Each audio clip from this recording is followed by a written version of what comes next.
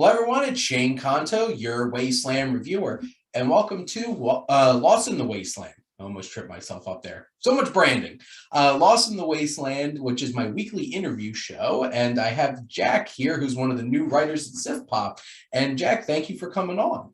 Thanks for having me. You want to introduce yourself a little bit, and then shamelessly plug whatever you'd like to shamelessly plug for our lovely viewers. Like you said, my name's Jack. Recently joined SiftPop, probably in April, I think.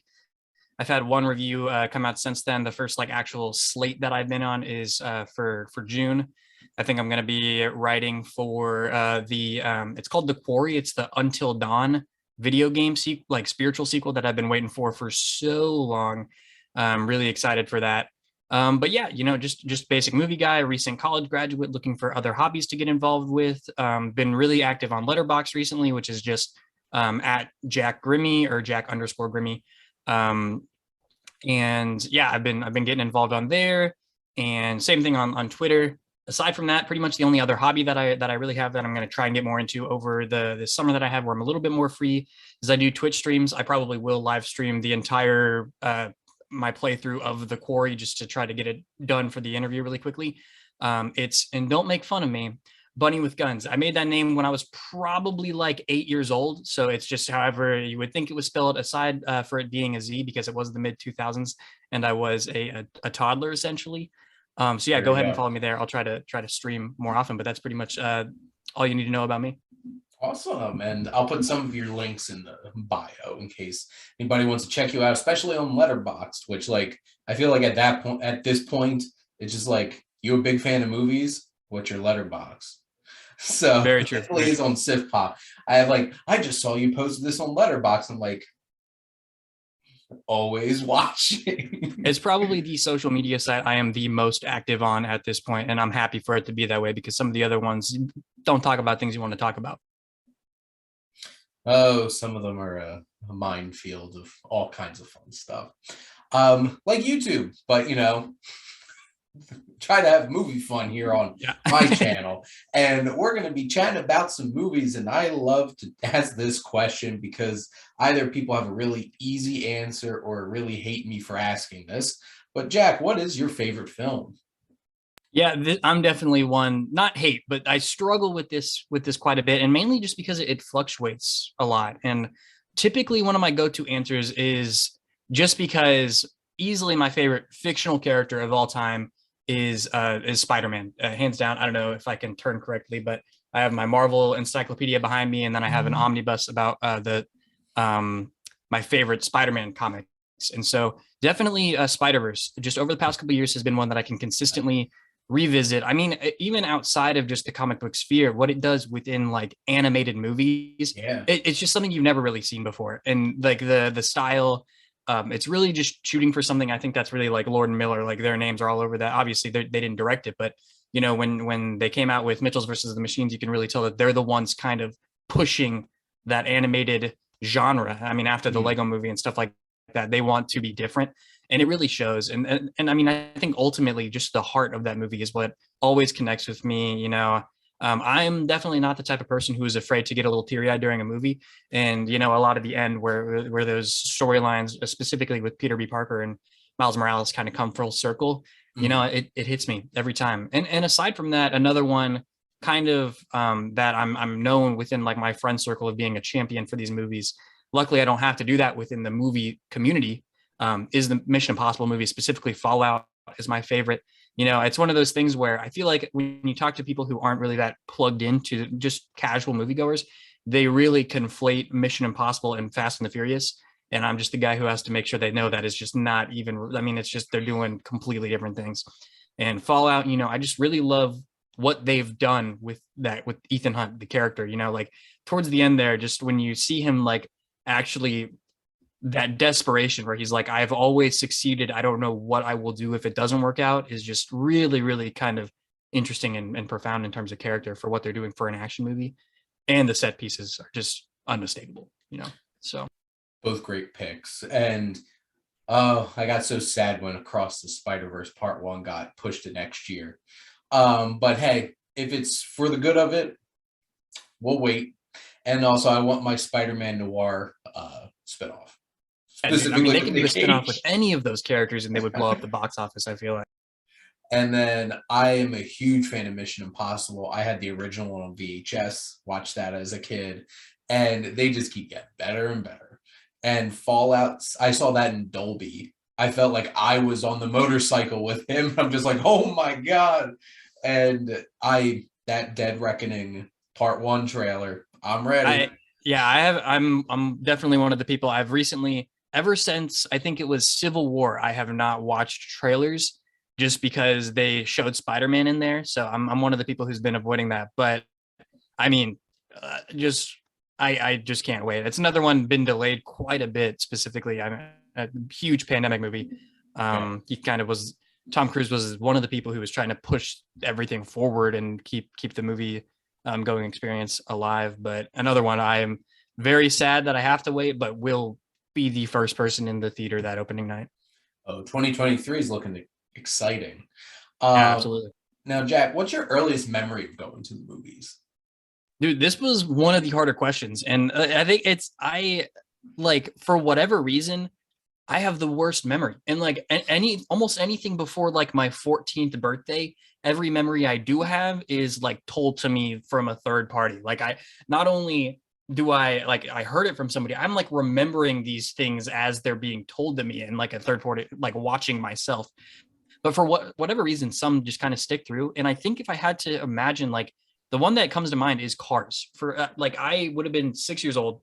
I'm on the younger side, and I think I remember just because it was I went with my two of my cousins, my sister, and I think it might have also been like my great aunt, who was kind of that grandmother figure for me. It's one of the only times I can remember going to the movies with her. So I think it might have just been one, like actually might have been the first time I'd ever been to a movie theater, and two, just kind of like that family aspect that keeps it in my head. And to be honest with you, I don't think it would say otherwise because Cars is not my favorite. Pixar, my favorite. Cars, not my favorite one of their movies. But still, I mean, it's fine. It's fun. But I think that's kind of why I remember that so vividly. Yeah, we get a lot of those animated family movies popping up as answers to that, especially with a lot of us who are like the 20 to 30 crowd, because that's what we watched. Yeah, exactly. Now, the next couple of questions I've become a little bit more lax with over time because now I've got a lot of answers. But Jack, do you have a particular favorite genre? Yeah, I would say typically I think I'm just one of those guys where you can the easy answer. You can get me in a theater for pretty much any superhero movie, good or bad. I'm one of those people who kind of I can completely respect that people are getting kind of Marvel fatigue. Like it does not surprise me at all. I mean, a lot of them are samey. But for me, I see enough like within those genre pieces that they're kind of breaking off that I'm able to find some enjoyment in pretty much all of the movies. Even if I don't like them, I just can still enjoy it. But I tried to go a little bit deeper and find something specifically that had been really connecting with me recently. And for whatever reason, the first thing that came to mind were this like slate of like metaphorical horror that we have been really kind of like coming into over the past couple of years. Men is the most recent movie I've seen in theaters. I think of like Us or Mother or just any of those. A lot of A24, obviously. Invisible Man, I think even can fit in there. Specifically, those movies where hopefully at the end of the day they have a storyline that you can follow throughout them. Mother, a little bit. Annihilation, a little bit. But at the end of the day, it's kind of the metaphor and the message where you can really dig into what these like what the imagery is, what the themes are. Those have been the movies that I've been sitting down and wanting to watch all the time recently. You got the Garlands, the Eggers, the Astors, just throw them all out there. And I was a huge fan of The Invisible Man. That really surprised me. Probably, one of my favorites of 2020. I mean, obviously we didn't have many movies, but I mean, that one really, really stood out to me. Yeah, and with the superhero film, I'm a huge Marvel fan, and I'm enjoying what they're doing, trying to shake up things and doing stuff differently in Phase 4. Because, like, what else the hell are you gonna do? Like, you can't replicate the Infinity Saga. So, and I know a lot of people have been expressing a lot of feelings about a lot of the Phase 4 stuff, but I'm having a fun ride. I'm enjoying it. I think the nature of it essentially is they did hear a lot of the feedback where it was getting samey. And don't get me wrong, we're still seeing a lot of that Marvel formula. I mean, I think of like Falcon and the Winter Soldier. That is about as cut and dry Marvel as you can get. Yeah. But they really are trying to branch out. And I think at the end of the day, that is only going to make what they're doing more divisive as we move on. Like they knew when they gave, I argue that they gave almost free reign to Sam Raimi for that Doctor Strange movie. Like I really don't see where we had like years ago Edgar Wright attached to Ant-Man and they kind of like pigeonholed him so much that he had to bounce. I cannot imagine, especially after Spider-Man 3 and how he's been so forthright with his experiences with that movie. I don't think he would sign on to another superhero movie if he felt like he was being forced to give their message. And don't get me wrong, he obviously had to set up Mr. Fantastic and all this kind of stuff. But I think at the end of the day, they're really letting their creators, I mean, Chloe Zhao, that feels like a Chloe Zhao movie to me. I think, honestly, if you would have put that as a miniseries, we could have had one of the best Marvel experiences that we've had so far. But I think it's just going to continue to be divisive. And I think that's okay because they still have one of the largest audiences out there. But I like what they're doing. You could tell that it's Waldron, right, who wrote Multiverse of Madness. It's like he obviously was like, well, Marvel wants me to do this, Marvel wants me to do this, and try to fit the story together. That was a Sam Raimi movie, directing wise. There was no holding back there because it was weird, it was crazy, and I loved every second of it. Yeah, exactly. I mean, I think that's the big thing. I think there is not a tremendous amount of overlap with Sam Raimi fans and with the general superhero fans, which it surprises you because he's made some of the best superhero movies of all time. But even those are, aside from shining moments like the Doc Ock, like famous hospital scene, a lot of his real style does not shine through in those. This felt more like a Sam Raimi movie, way more than the Spider-Mans ever did. And I think that's just not going to be for everybody. Yeah. And like I saw some people who really hated it because it was very Sam Raimi, and I saw some people who were delighted with the absolute crazy mayhem it was Multiverse of Madness. Yeah, for sure. And I just think at the end of the day, if for the past like 10 years we were so much complaining about them being too samey, we at least have to give them a little credit for them really trying to branch. I think they are letting their artists, still, you got to fit the storyline. But even this, it feels like we're back in that phase one where a lot of the stories are very disconnected because we're setting up, building up to probably their phase 6 in the future where we're going to get those big. But this feels like, I mean, very limited. Like Moon Knight doesn't have almost any mentions aside from like slight Black Panther stuff, maybe with the gods. But I mean, yeah, they're really very their own thing right now. Yeah, they specifically went out of their way and cut a bunch of stuff that could have connected things more. Yeah, for real. Now, speaking of filmmaking, do you have any particular favorite filmmakers? Yeah, so this one, I feel like I have a bit of a basic answer, but I mean, mainly because I just don't think anybody's really doing it like them. Like Jordan Peele immediately came to mind. I mean, he's untouchable. A lot of people didn't love Us that much, and I don't think it's as good as Get Out. But I think there's more flaws for sure. But that message at the end, that just sells it so hard for me, where I really loved what he was doing and going for. Where I mean, I cannot wait for whatever he has. Like, I don't know, he could be just the guy holding the camera on literally anything, and I'd go watch it. You got like Denis Villeneuve, Bong Joon-ho, Damien, just these names that are the movie people's like people, right? Where they just love movies. And I think what really sets them apart is that they, at the end of the day, love it or hate it. Whatever movie you go into with these people, it is exactly what they wanted it to be, right? And I think a good example of this is Enemy, which is one that I watched recently, where I came out the other side understanding slightly what he was going for, but a lot of it, I had to really sit with it and try and figure out what I thought he meant. And I think a lot of that is open interpretation. But he did what he wanted to do. Like that just came out, and that is what he wanted to say and show us. And I think just that uncompromising nature of these guys is what really like sets them apart for me. Where I mean, I'm going to be watching anything. I mean, whatever Bong Joon-ho comes out with next, like I could not get to the theaters fast. And I think I just recently heard he announced like the title for it. He's working with Joaquin Phoenix. Like, I mean, what else could you ask for? It's going to be awesome. Yeah, with Nope coming out, and obviously whenever Dune Part 2 comes out, like there's a lot of big great filmmakers out there right now doing a lot of exciting things, and it's a good time to be a film fan. Yeah, absolutely. And there's a lot of great filmmakers. Now, thinking about in front of the camera, who are some of your favorite actors and actresses?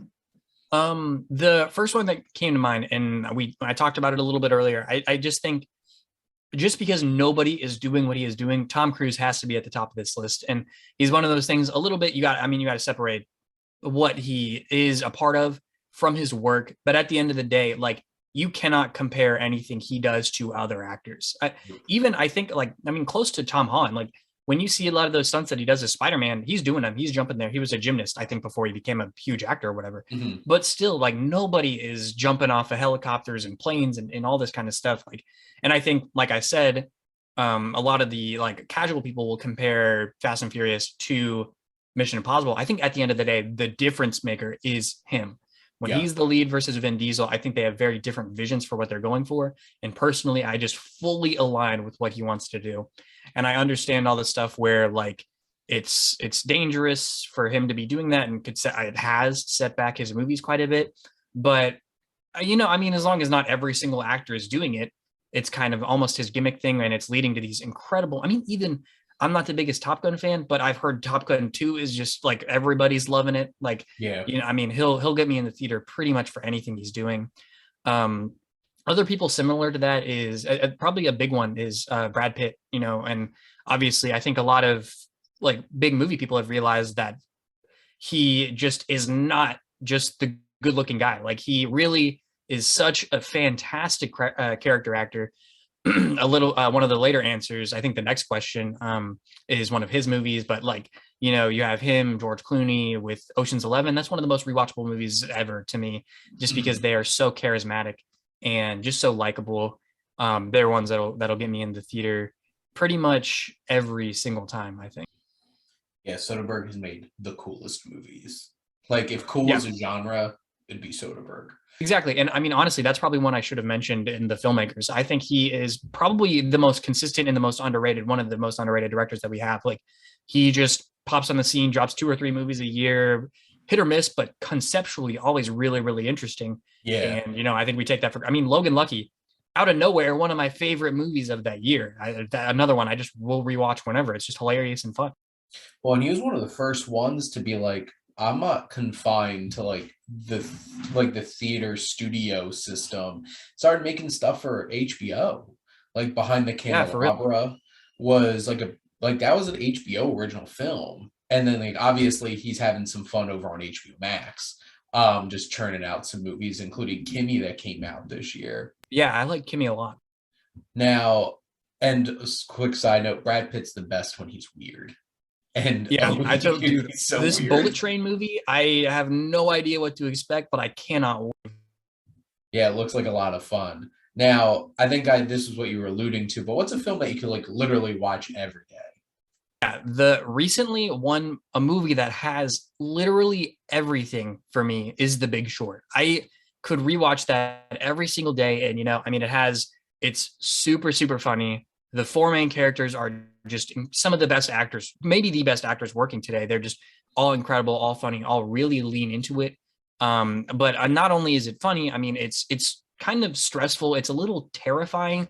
It's like educational at points, with the little intercut scenes of like Selena Gomez or Anthony Bourdain explaining like what's going on. Adam McKay. He's the very stylized, very uncompromising, I think. Don't Look Up didn't really resonate with me as much, but I still think like he knows exactly what he's doing. I remember I went and saw Vice with my mom, and I thought it was pretty good. I enjoyed it decently, but my mom hated the fact that he had the roll credit scene halfway through the movie. She was like, "That is just silly." And I think those directors who they're going to have some things that are a little divisive are the ones that are really fun. But The Big Short, I just think it's really when he stepped into his style, what he's doing, what he's doing. And then, I mean, yeah, 2 of my favorite movies that I also go back to regularly. I'll rewatch Signs for whatever. It's just a childhood movie that I love. I'll rewatch that at least once or twice a year. And then Zodiac. I think it's Fincher's best movie in my opinion, and I will watch that at least once a year as well. I'm a huge fan of Signs, so I could definitely appreciate that.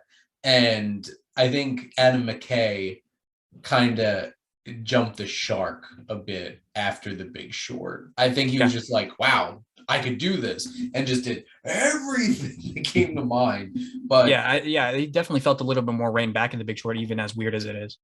and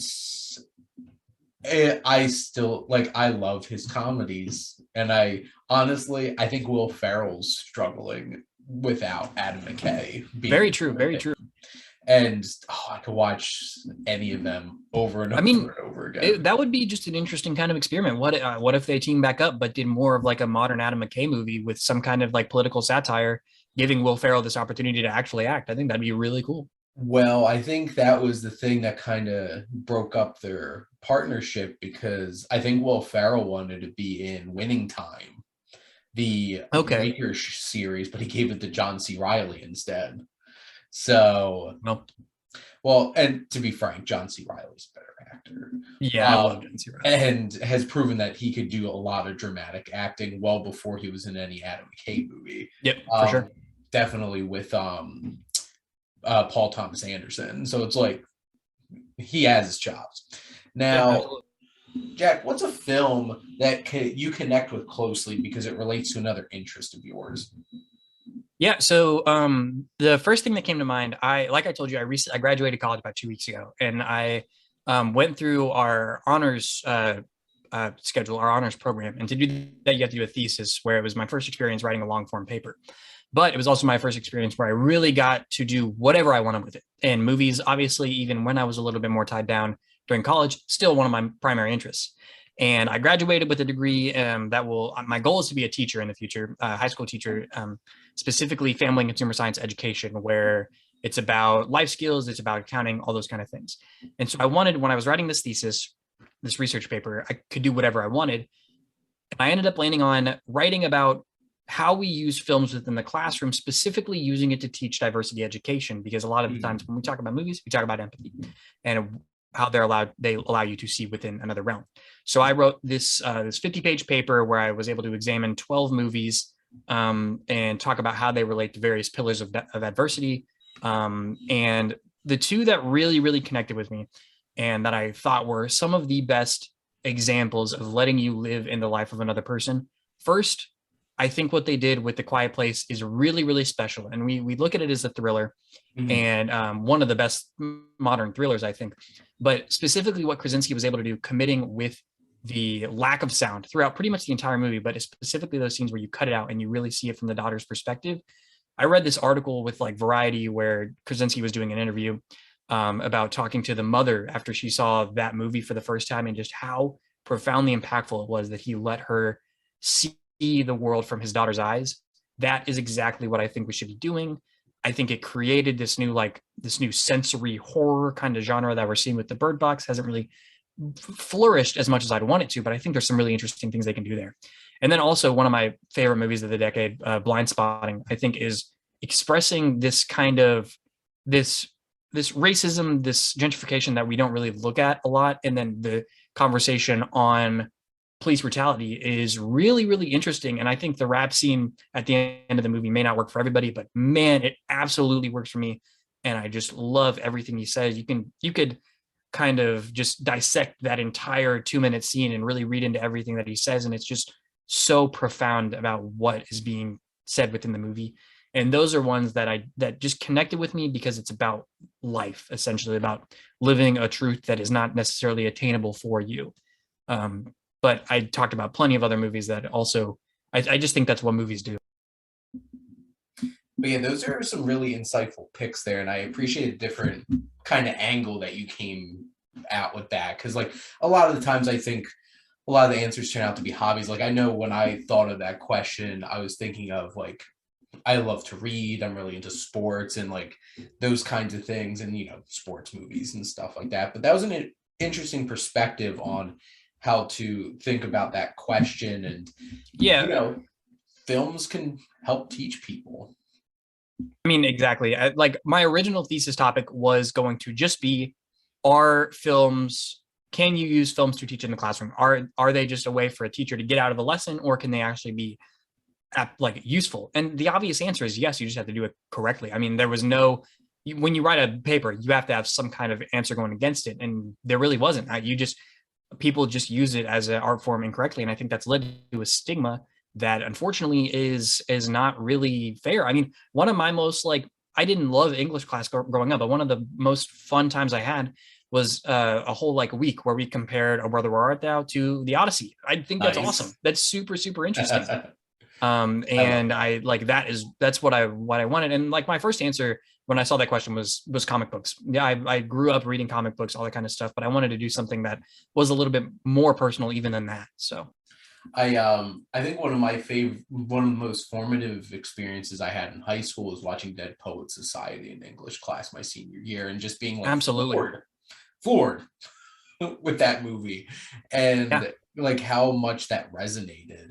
And I know I've used movie clips a little bit in the classroom when I teach, and a lot of the times it has been for like jokes or like when I was teaching like geometry and stuff like that.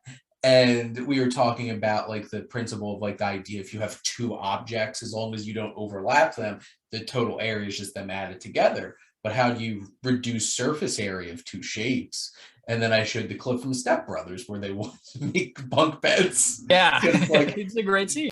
it's like, and all of you do this in your dorms.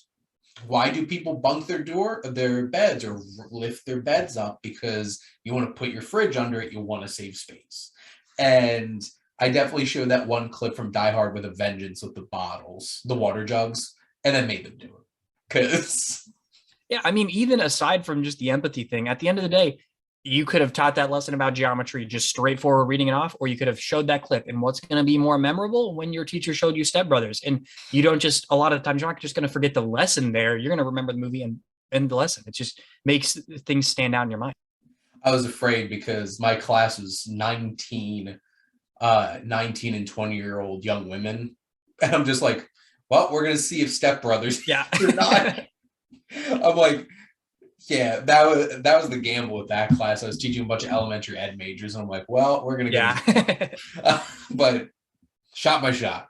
Now, Jack, what movie character do you feel like you connect with on a personal level? Is This was easily the hardest question for me. And I don't know, do people normally struggle with this one, or I think this is one of the harder ones. I think it's one of the hard ones because it is like actually a great question. And I kind of had to go through a process even to think about this, where essentially what I did, I sorted movies in my head based off of theme, because I think that at the end of the day is going to be what you're going to connect with. And the first thing that came to mind, and I might be the number one fan of this movie for whatever reason, I've just recently really been championing it, is Guardians of the Galaxy Volume 2. I think it is probably the most underrated MCU movie for whatever reason. And I think the exact reason that it resonates with me so much is because of the message and the theme and the story that Peter Quill goes through. And I think my dad was not a god, and my mom was not killed by anybody, but still this idea of really understanding that roles within family can be filled from different places, and respecting where that comes from and appreciating those people who at the end of the day, did they make your life harder? Maybe. Did they make mistakes? Maybe. But understanding the heart and the where they're coming from so resonated with me so hard. And not only like that being the message, but the realization at the end of the movie where he kind of realizes that you can take these people for granted ends up being really impactful. And I understand, the movie's not perfect. I think it, for me, it flew to the top of my MCU list pretty quickly when just the music like James Gunn does, the fight scene, the scene with Yondu's arrow where they're going through the entire ship or whatever, I think is one of the best in the MCU. It's just so awesome. But yeah, Peter Quill in that movie, I know there's been some backlash on him, some stuff that I've never really agreed with. I think people hating on him for kind of choking at the end of Infinity War. He did, but I think everybody in that movie makes a mistake that allows Thanos to win. And I think that's what it's about, is that, it kind of, in order to defeat something, that determined, everybody has to be on their A game. And at the end of the day, they had these biases that stopped them from being perfect. And so it really works for me. That character really works for me. And I'm really excited for this third movie. Oh, I love Guardians too. Oh, so much. I can't listen to Fathers and Sons without just feeling Yeah, all of that. And James Gunn's a genius. How do you make Brandy, a random one-hit wonder from the 70s, the complete core to a like a and giant it works blockbuster so movie? well. And it's just like, my God, Peter's mom is Brandy. And it's just like, that's the whole thing. I'm like, what the hell? And God, Kurt Russell, Ego the It's Living Planet. awesome. Oh, so great.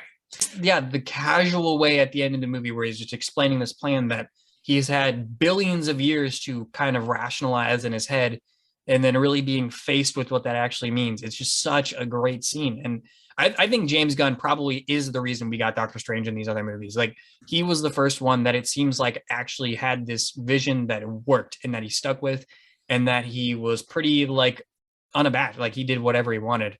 And seeing that it worked, the fact, I mean, we take it for granted now, but as a comic book fan, I had heard of them, but going into when the Guardians movie was announced as the next big Marvel thing, I had no idea what they were doing. I mean, it was before they had some hits, but they had also had, it was probably 50-50 when Guardians came out, because a lot of those early ones didn't hit that hard. You know, the Thor's, Iron Man 2.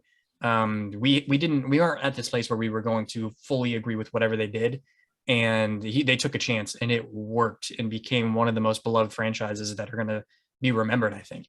Well, just look at Taika Waititi and James Gunn, because like obviously James Gunn came first, and then Taika Waititi, what he did with Ragnarok, like they brought these characters to life to the point where I love this meme, and like I'm sure this makes certain comic book fans angry, but it's like when this team and it's Thor, Rocket, and Groot Yeah. is more exciting and interesting than this team, and it's literally Batman, Superman, and Wonder Woman, and you're just like, wow, that says a lot, doesn't it? I mean, and that, I think, you know, we had Taika, who really understood what Thor is and kind of reinvented what Thor is. You had Mhm. James Gunn, who fully leaned into creating. I mean, I think Rocket is probably his favorite character in this. Like, he loves Rocket and Groot.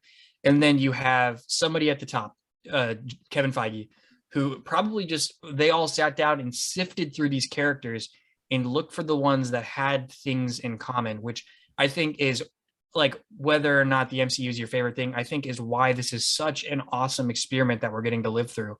Is you can't do this with anything else, where you can really like live so much time with these characters.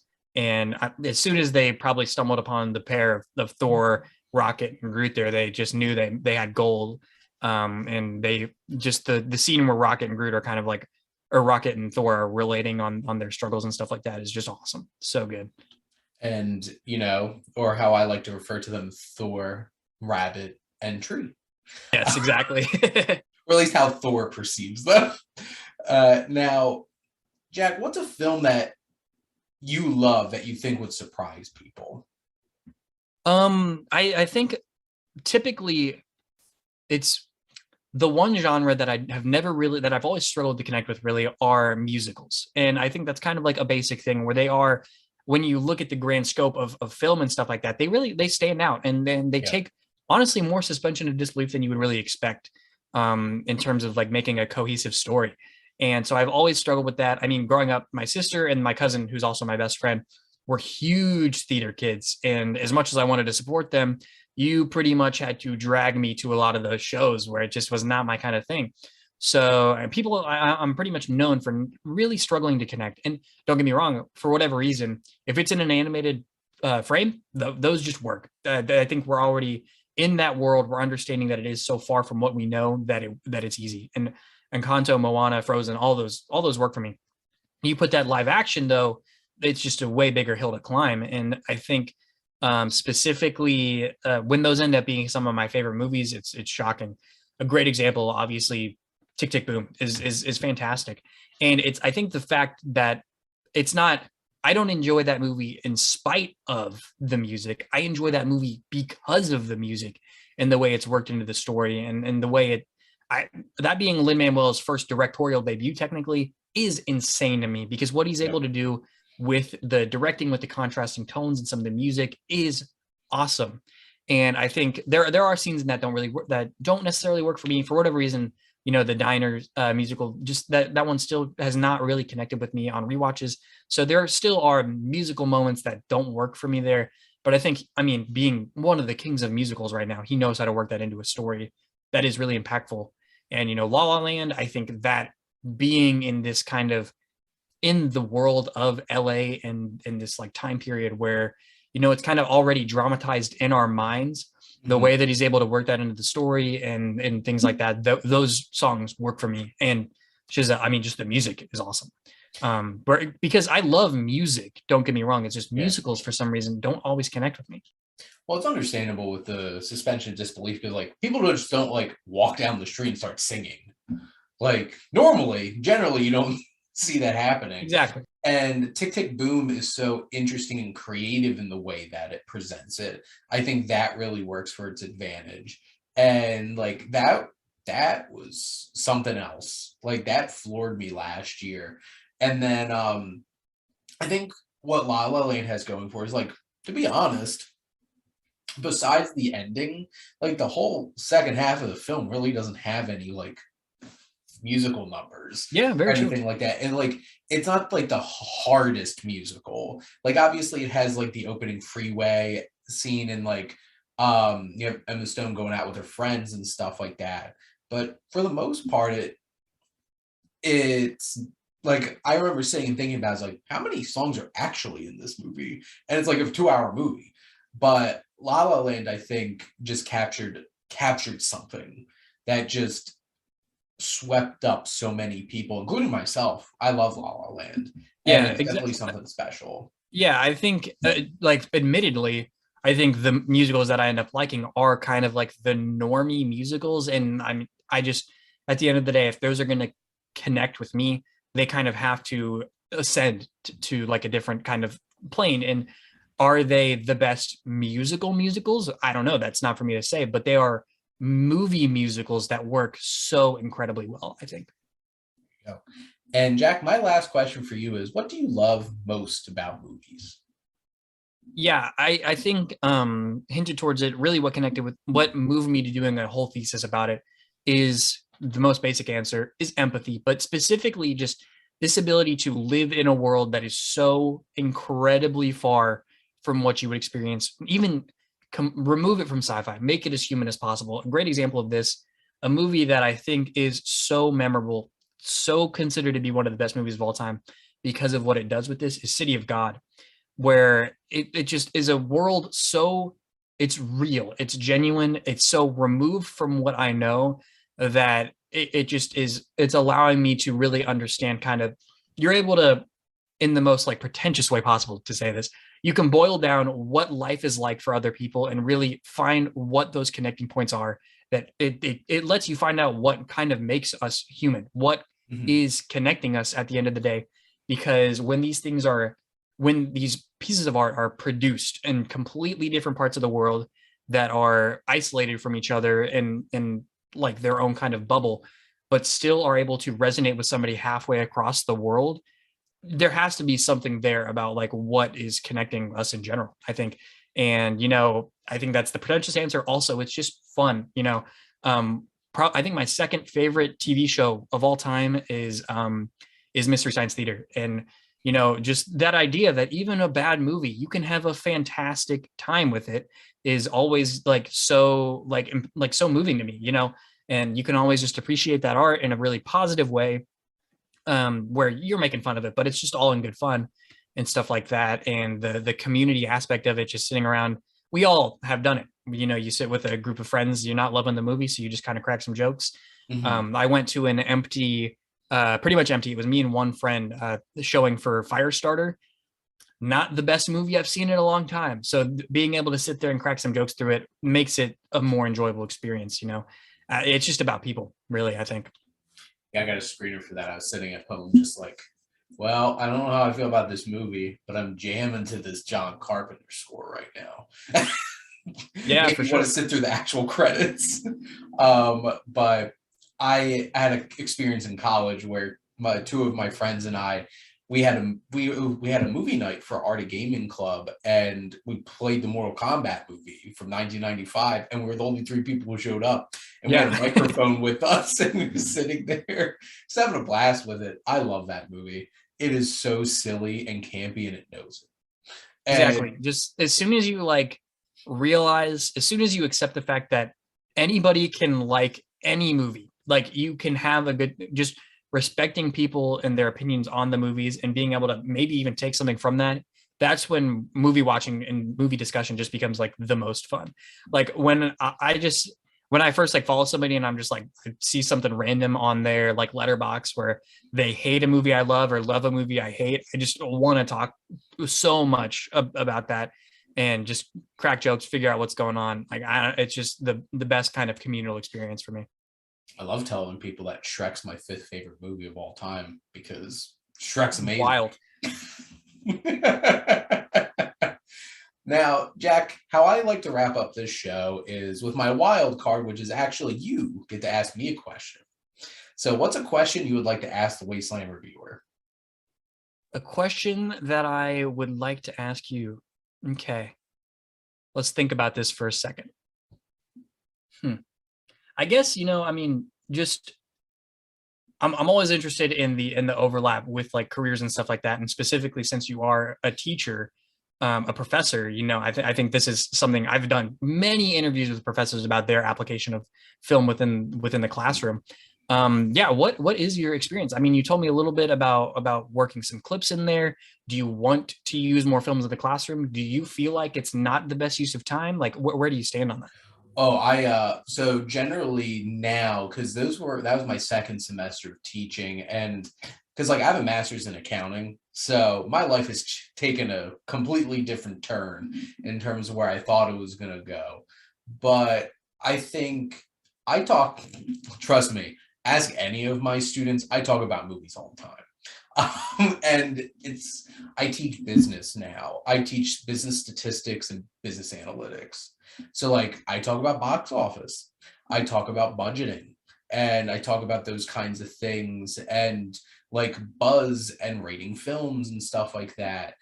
I think showing different kinds of media in the classroom adds dimensions to the actual classroom experience. And I literally got my class 3 days before the semester started this spring. So like I didn't have a whole lot of time to like experiment and figure things out. But like I do want to find some ways like showing in film where people are using analytics. Like I know it's not an actuarial science class, but like I think of like Along Came Polly.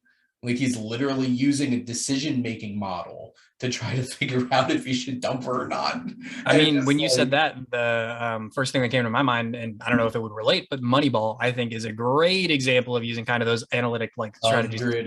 100%. And that's the thing. I could talk about sports all the time. And that's the thing. And I'm a huge baseball fan, and my brother hates analytics. He hates sabermetrics and all that stuff. He's very like old school, and I literally teach numbers. So I'm like,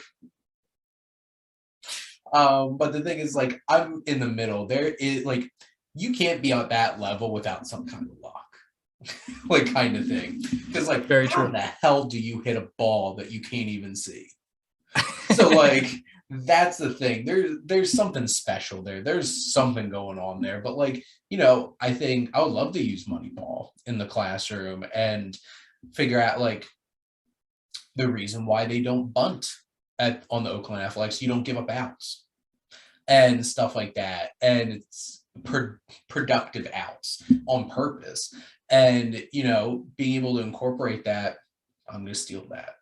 Definitely going to do that. Yeah, exactly. I mean, I think teaching at the end of the day, what I've learned is when you're met with this like huge group of people, to make a lesson really stick, you have to throw as many things out there to try to connect with the students as possible. And personal interest is the primary way you can do that.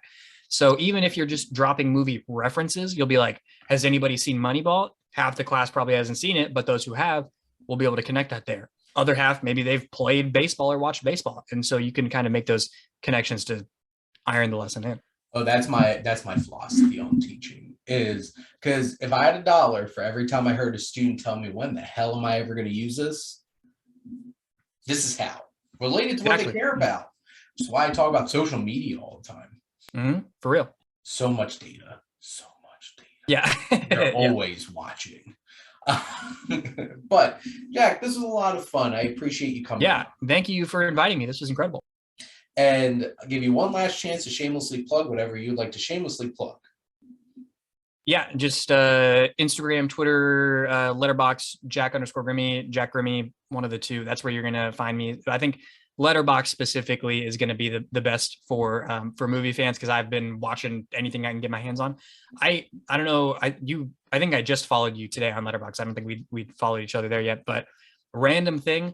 I literally just found out I had played so much of the Lego Indiana Jones game growing up that I had convinced myself that I had seen the movies. And I sat down to watch Raiders the other day, and I'm like, man, I have not seen this movie all the way through. So if you want to see my new takes, 40 years removed, of how great those movies obviously are, that's where you're going to find. Well, it's funny because I'm doing my Spielberg. I'm focusing on Spielberg on my other show right now. So I will be talking about Raiders, Temple of Doom, and Last Crusade soon. Kingdom of the Crystal Skulls, months out. Exactly. Because, came out decades later. But, Jack, thank you so much for coming on. Appreciate it, man. And thank all of you for tuning in and supporting your Wasteland Reviewer.